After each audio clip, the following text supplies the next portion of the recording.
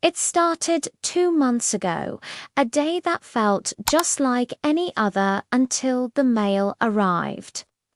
Tucked between the bills and junk mail was this thick, cream-colored envelope, sealed with actual gold wax.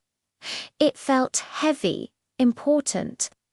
Inside, the letter was short, but it knocked the wind right out of me.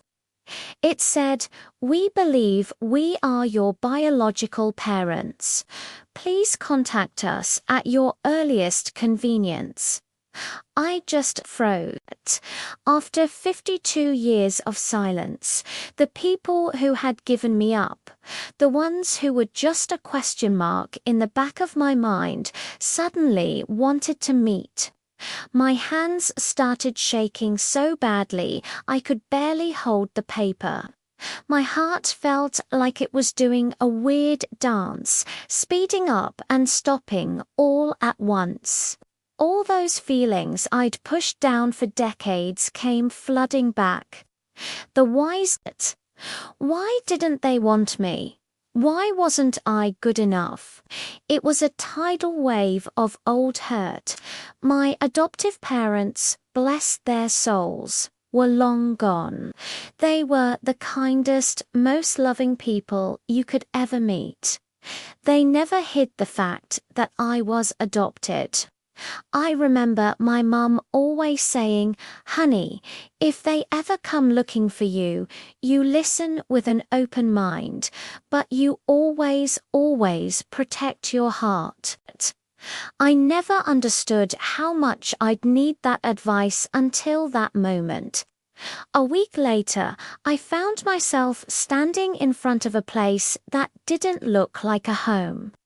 It was a mansion, the kind you see in movies, perched on a hill overlooking the city. Giant marble columns, wrought iron gates that swung open without a sound. It was surreal. A real-life butler, no joke, led me through these massive hallways. The walls were covered in art, and I just knew each painting was worth more than my entire life's savings. My house, everything. My little suburban world felt a million miles away. And then I saw them. Standing in a room so large it seemed to swallow sound were Margaret and Henry Whitmore. You might know the names. Billionaires, philanthropists. Their faces were always in magazines. My biological parents. Margaret was perfect, polished, elegant, not a single silver hair out of place. Henry was stern, silent, and looked at me like I was a puzzle he was trying to solve, not a person. There were no hugs. Not even a warm smile. The first words Margaret said to me were, "You've done well. Considering the circumstances." Considering the circumstances. The words hit me like a slap. It was cold. So cold. We sat in this cavernous living room, the silence between us feeling heavier than the ridiculously expensive furniture. They asked about my life, these clinical, detached questions. Where do you live? What do you do for a living? It felt less like a reunion and more like a job interview. I told them about my small house, my quiet life, the simple job I've had for 20 years. As I spoke, I could see this flicker of something in their eyes. Was it disappointment? Pity? I couldn't tell. Then Henry finally spoke, his voice deep and gravelly.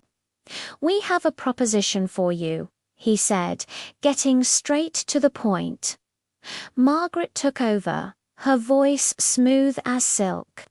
"Henry and we are not in the best of health. We have no other heirs." My breath caught in my throat. heirs. We want to offer you a place in this family, a place in our world." It sounded grand, like something out of a fairy tale. But then came the catch. There's always a catch, isn't there? But, Margaret continued, her eyes locking onto mine, there are certain expectations. You would need to learn our ways, to fit in, to become a Whitmore in every sense of the word. She laid it all out. They wanted to groom me.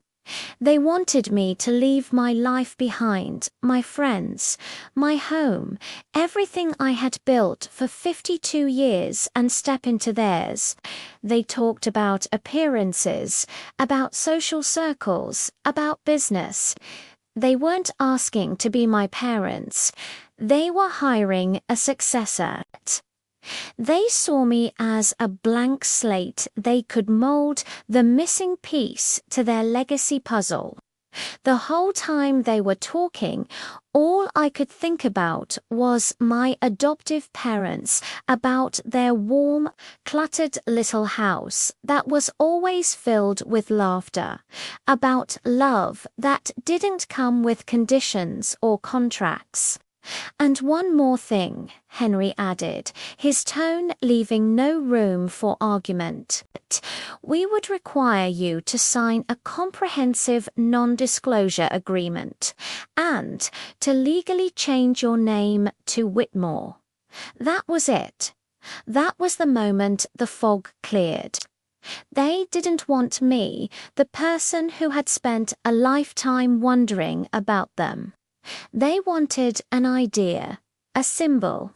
They wanted to erase the man my loving adoptive parents had raised and replace him with their own creation. The hurt I felt earlier turned into a quiet, simmering anger. This wasn't a family reunion, it was a business transaction. I looked at these two strangers, these incredibly wealthy, powerful people who shared my DNA but nothing else. I saw their perfect mansion, their perfect clothes, their perfectly arranged lives, and I felt nothing but a profound sadness for them. They had everything, and yet, in that moment, I felt like I was the richer one. I stood up, my hands no longer shaking. "Thank you for the offer," I said, my voice clearer and stronger than I thought it would be. "But I already have a name, and I already have a life. It may not be as grand as this." I gestured around the huge, empty room, "but it's mine, and it's not for sale." I walked out of that mansion, leaving the butler and the billionaires behind. As those iron gates hummed shut behind me, I didn't feel loss. I felt free. It was like I had been carrying a 52-year-old question on my back, and I finally had the answer. The answer wasn't what I expected, but it was an answer nonetheless. They didn't give me up because I wasn't enough. They gave me up because they didn't know how to love something that didn't serve their ambitions. My adoptive parents gave me everything that truly mattered. They taught me that family isn't about blood or wealth. It's about unconditional love and showing up for each other. I got in my car and drove back to my small, imperfect, wonderful life. And for the first time in a long time, I felt completely whole. My heart was protected, just like my mum told me. I was finally home. Thank you so much for listening to my story today. It's been a wild ride and sharing it helps. If you enjoyed this, or if it resonated with you in some way, I'd be so grateful if you'd hit that like button and subscribe for more stories. See you next time. I told them I was a school teacher, retired now, and that I had a son who worked in the music industry. They just nodded politely, but I could feel that quiet disappointment. It's the kind of look people give when something doesn't quite meet their grand expectations. I felt like a curiosity they had finally satisfied, a loose end they were ready to tie up. The air grew thick with unspoken words until finally Henry leaned forward, his elbows on the polished table. "Clara," he said, his voice deep and deliberate, "let's be honest. We assumed you came here because of our financial position." My chest tightened, and I could feel my heart pounding against my ribs. It was a cold, businesslike assessment. He continued, "You must understand we receive requests all the time. People claim to be family, wanting money, recognition, a piece of our legacy." Margaret, his wife, the woman who gave birth to me, added softly, her voice barely a whisper, "We'll of course provide something for your comfort. It's only fair." Her words were meant to be kind, but they landed like stones. I couldn't believe what I was hearing. After half a century of wondering, of imagining this moment, they thought I had come for money. All those years, all those questions, reduced to a transaction. I took a deep breath, trying to steady my voice. "I didn't come for that," I said, the words feeling small in the cavernous room. "I just wanted to know why. Why you gave me up." Margaret sighed, her gaze darting away towards a window overlooking the manicured gardens. "It was complicated," she said dismissively. "We were young. My family wouldn't allow it. You wouldn't understand, but I did understand." Oh, I understood far more than she could ever imagine. I understood rejection from the moment I was old enough to know what it was. I understood what it meant to grow up watching other children with parents who showed up for school plays and birthdays, their faces beaming with pride. I understood the sharp, hollow ache of loneliness better than they, in their world of comfort and privilege, ever could. My whole life had been a lesson in understanding. Lunch was served shortly after, at a dining table long enough to fit 20 people.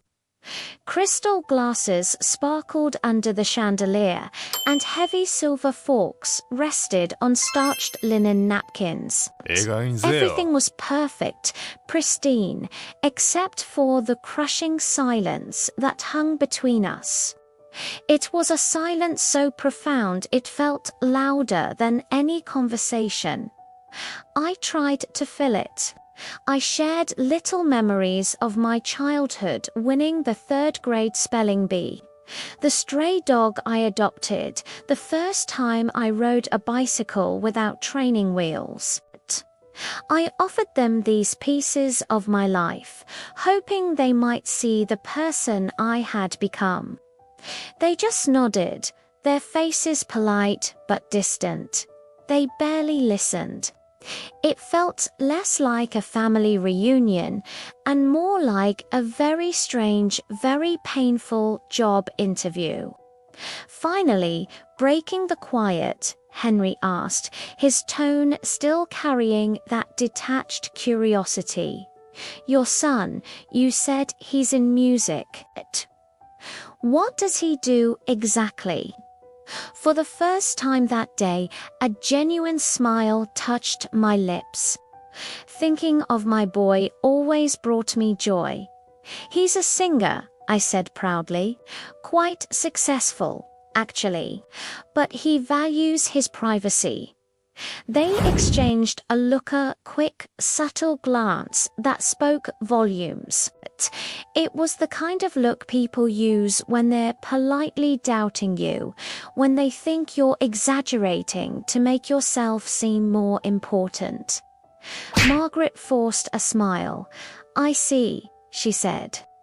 Well, talent can skip generations, I suppose. The implication was clear. It certainly didn't come from their side. The casual cruelty of her words stung more than I expected. As the staff cleared the plates, the conversation died completely. I looked at these two strangers, my biological parents, and felt a profound sense of emptiness. I had come seeking answers, perhaps a connection, a sense of belonging. Instead, I found a world of assumptions and judgment, a world where my life was measured and found wanting. They hadn't seen me, the daughter who had wondered about them for 50 years. They saw a problem, a potential liability they needed to manage. I knew then that I wouldn't be getting the answers I had hoped for. The why wasn't some grand, tragic secret. It was simple, and it was selfish. I was an inconvenience they had dealt with long ago. Gathering my composure, I placed my napkin on the table. Thank you for the lunch, I said, my voice clearer now, stronger. I think I have everything I need.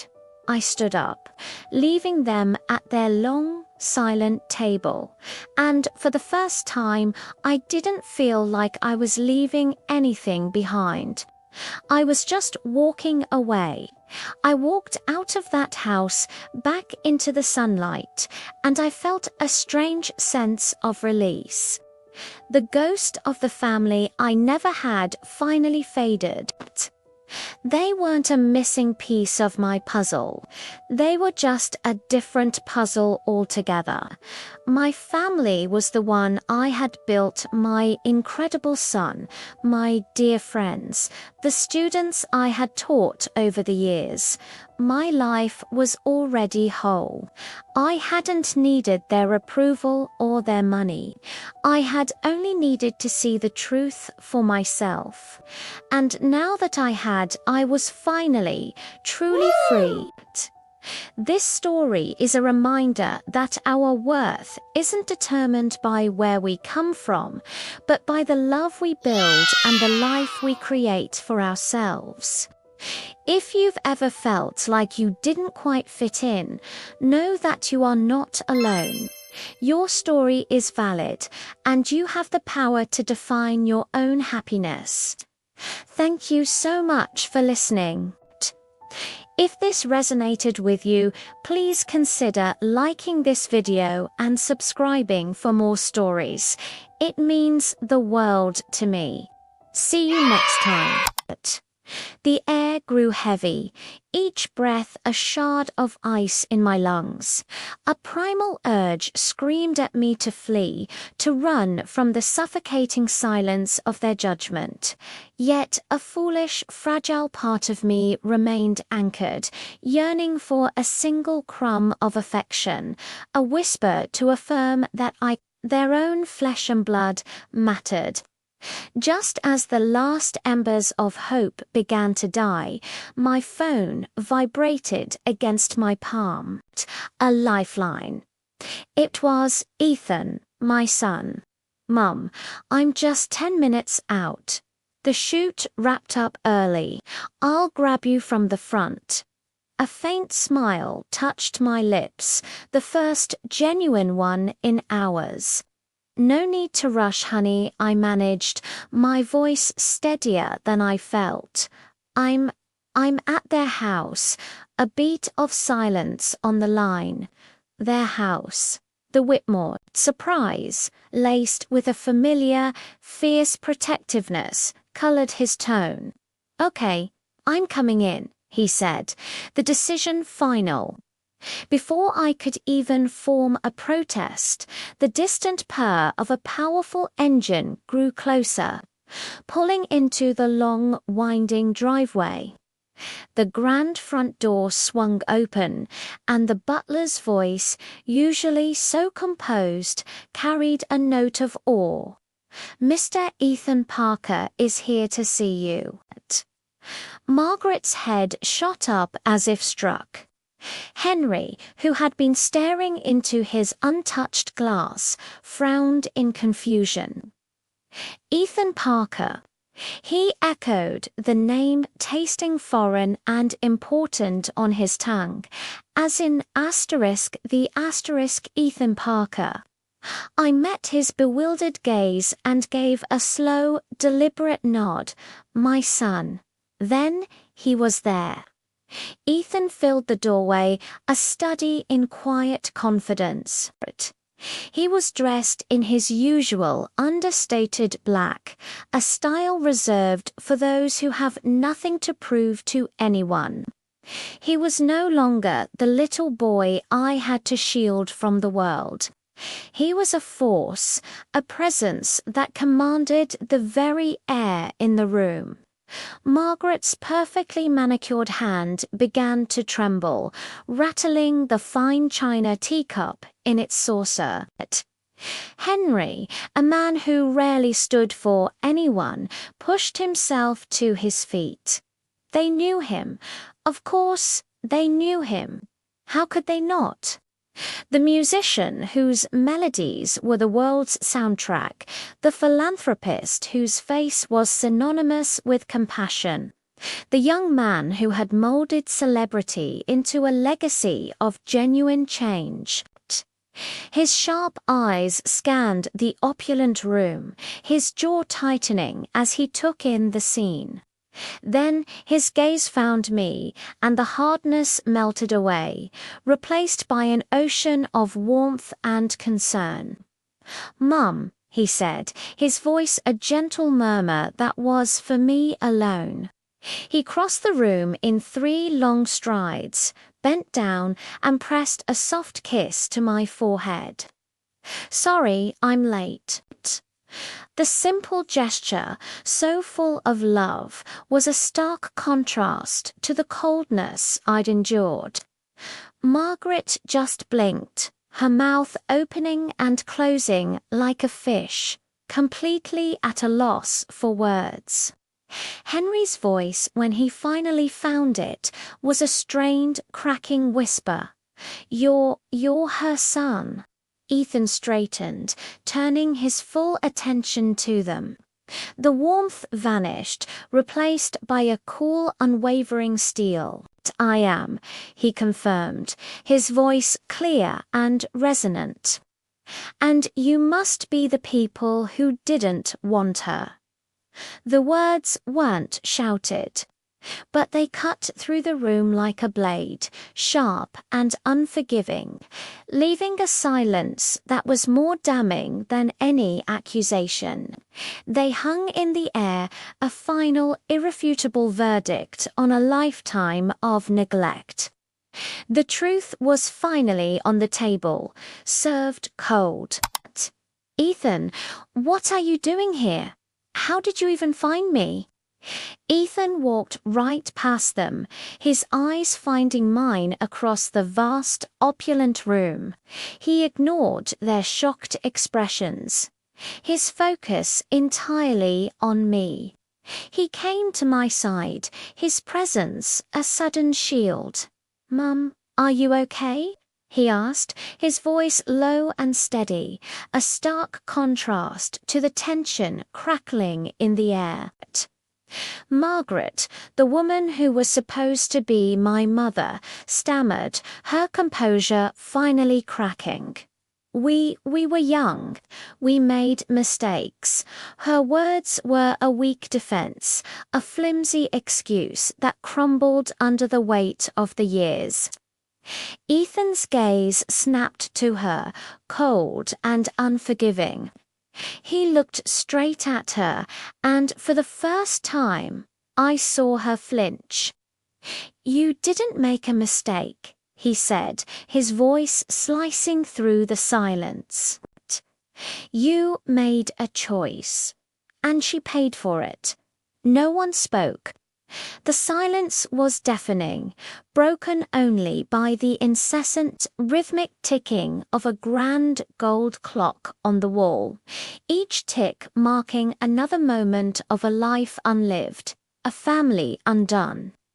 It was a sound that seemed to mock the timeless elegance of the room, reminding us all of the time that had been stolen. Ethan, without breaking eye contact with them, pulled out a heavy, ornate chair beside me and sat down. He was claiming his place, not just at the table, but by my side.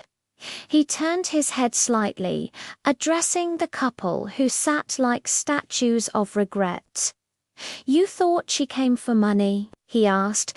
His tone was calm, almost conversational, but there was a razor-sharp edge to it that made the question feel like an accusation.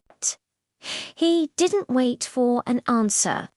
"She never asks anyone for anything," he continued, his voice resonating with a lifetime of truth. "She's the one who gave up everything so I could chase my dreams."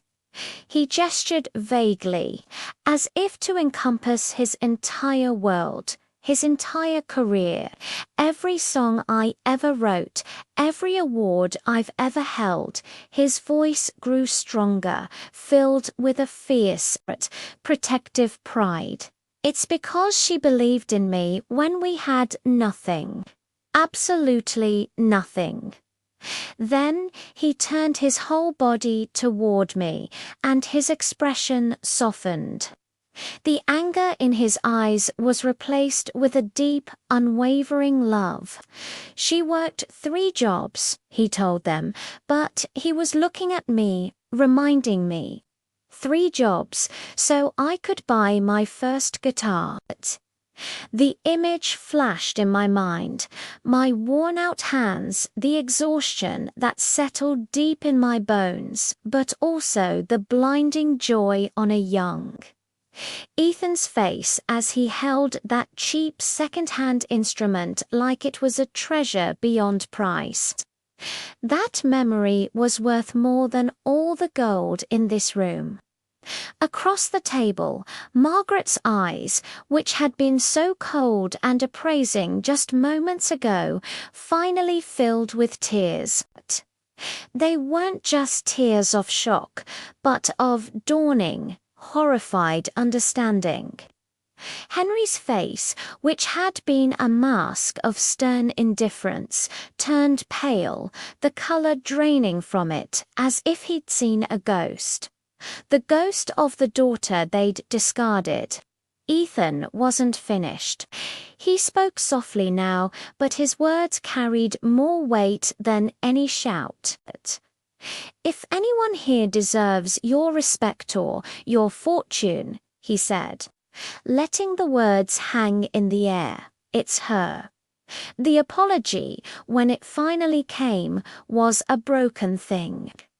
Margaret spoke first, her voice shaking, barely a whisper. "Clara, we didn't know. We never imagined." I looked at her, at the tears now freely rolling down her perfectly powdered cheeks.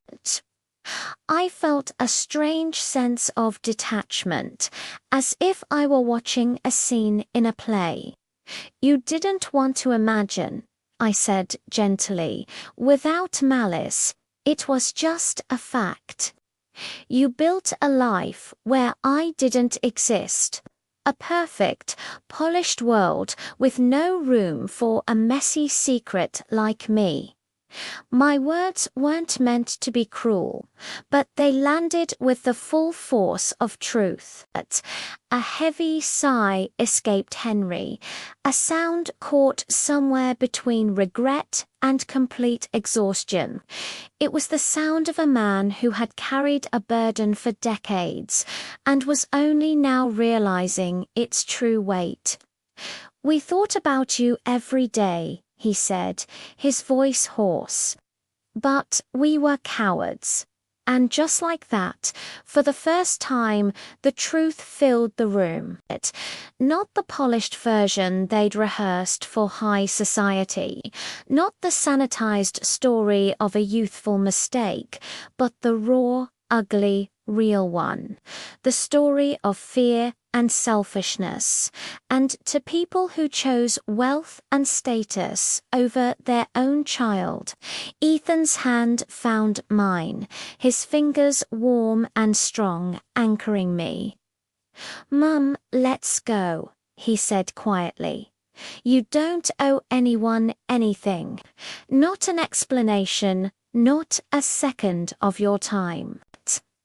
I stood up slowly, my legs feeling a bit unsteady. The room, with its glittering chandeliers and priceless art, seemed to spin for a moment. It was all so overwhelming, so foreign. Margaret reached out a trembling hand across the table, a desperate, pleading gesture. "Please stay. We want to make it right. We can. We can help. Help." The word almost made me laugh. I looked down at the gleaming marble floor, then up at the chandeliers that dripped with crystals like frozen tears. I looked at the life I could have had, the wealth, the comfort, the ease, and I felt nothing. An absolute, hollow emptiness. This wasn't a life, it was a gilded cage. "You can't buy the years you missed," I said quietly, my voice finding its strength. "The birthdays, the scraped knees, the sleepless nights. You can't put a price on a mother's love. The love I gave my son." I looked from her face to Henry's. "And you can't buy forgiveness." That was it, the final word. The choice was made, not in that moment, but over a lifetime of small sacrifices and boundless love. Ethan nodded, a look of profound pride on his face. He put his arm around my shoulders, a steady, protective weight. We turned away from the two figures frozen at the table, a tableau of wealth and regret. We walked toward the door, away from the ghosts and the gold. With every step, I felt lighter. I wasn't just walking out of a mansion. I was walking away from a past that was never truly mine and toward a future I had built with my own two hands. A future filled with something far more valuable than money: love. The heavy oak door closed behind us with a soft click, shutting out the silence and the sorrow, and we stepped back out into the sun. Thank you so much for watching and sharing this story with me.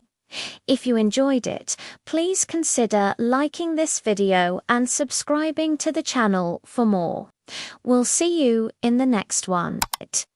Sound of a gentle car engine humming, soft rain pattering against the windshield. Have you ever looked for something your whole life, only to realize you already had it?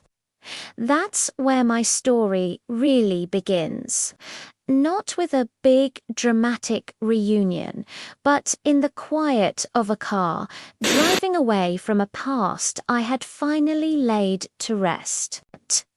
Before we left, I took one last look back at the life I thought I wanted, the family I thought I needed. And I said something that surprised even me. I came here hoping to find my parents. But I realize now I already raised one. The city lights smeared into long, beautiful streaks of color through the rain-streaked windshield. My son Ethan was driving. The silence between us wasn't awkward. It was comfortable, like a warm blanket.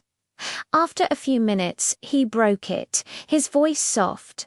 "You okay?" A real smile, the kind that reaches your eyes, spread across my face. I felt a weight lift off my shoulders that I'd been carrying for decades. "Better than I've been in years," I told him, and I meant it with every fiber of my being. He let out a little laugh, a sound that has been the soundtrack to my life. They'll probably call, beg for a second chance. I looked out at the rain, which was starting to come down a little harder now, tapping a gentle rhythm on the roof. It sounded almost like applause. "Maybe," I said, "but I've already forgiven them. I just won't forget." And that was the truth. Forgiveness isn't about letting someone off the hook. It's about setting yourself free. It's about acknowledging the pain, but refusing to let it define your future. I wasn't holding onto anger anymore. I was simply holding onto the lesson. Ethan, my son, my rock star, the boy I raised against all odds, glanced over at me. He began, his voice filled with a kind of gentle pride that made my heart swell every time I go on stage. "I tell the crowd that the person I sing for is the woman who never, ever gave up on me. I think tonight they finally learned who that is." I turned to look at him properly. My son. My miracle. The living, breathing proof that love doesn't need a fancy house or a fat bank account to flourish. It just needs a place to grow. And in that moment, sitting in a simple car with the rain falling all around us, I felt a sense of completeness I had never known. The hole in my heart, the one I thought could only be filled by the family I lost, was already full. It had been full all along. You see, so many of us spend our lives chasing the family we think we're missing. We look for roots, for a past that will explain who we are. But what I learned on that rainy night is that sometimes family isn't the one you're born into, it's the one you build. It's forged in late-night fevers, in shared laughter over cheap pizza, in the quiet moments of just being there for each other. It's built through love, through pain, and through endless, unwavering patience. Forgiveness doesn't magically erase the past. The scars are still there, a map of where you've been, but it frees your heart. It gives you permission to turn the page and start a new chapter. It allows you to move forward, not by forgetting, but by choosing what you carry with you. As the rain washed the city clean, a profound realization settled over me. I had spent my life thinking I was poor, that I was lacking something essential. But I was wrong.